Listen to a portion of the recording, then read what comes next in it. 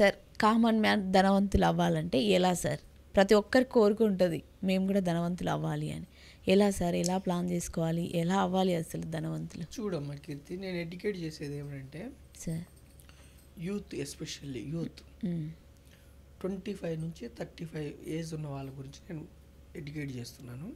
Sir మీకున్న పెద్ద advantage ఏమిటంటే యూత్కి టైం ఉంది. మీకు టైం ఆరిజిన్ అంటే మీరు ఇన్వెస్ట్ చేసిన డబ్బు పెరగాలంటే టైం ఇవ్వాలి. మీరు ఒక మొక్క పెట్టారు, వృక్షం అవ్వాలంటే కొంత టైం ఇవ్వాలి.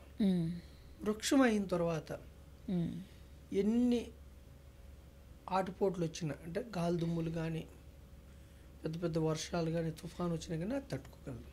ఓకే. అలాగే మీ ఫైనాన్షియల్ అసెట్ కొంచెం కొంచెం స్టార్ట్ చేసి ఒక 10, 15, 20 ఇయర్స్ టైం ఇస్తే సార్ మీరు ఆర్థికంగా నిలదొక్కుంటారు. అయితే మిమ్మల్ని నేను ఎక్కడ పెట్టమని చెప్తున్నా అంటే ఈక్విటీస్ అని పరిచయం చేస్తున్నాను మీకు. ఈక్విటీస్. Okay sir. ఈక్విటీస్ అంటే ఏమిటి? ఈక్విటీస్ అంటే కంపెనీస్లో ఓనర్షిప్. మీరు ఒక నెల ఉద్యోగం చేస్తున్నారు. అవును సార్. మీ చేతిలోకి డబ్బు వస్తుంది. అవును సార్.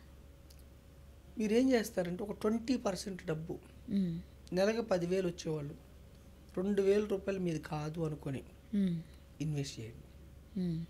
20,000 వచ్చేవాళ్ళు 4,000 ఇన్వెస్ట్ చేయండి. 30,000 వచ్చేవాళ్ళు 6,000 రూపాయలు ఇన్వెస్ట్ చేయండి.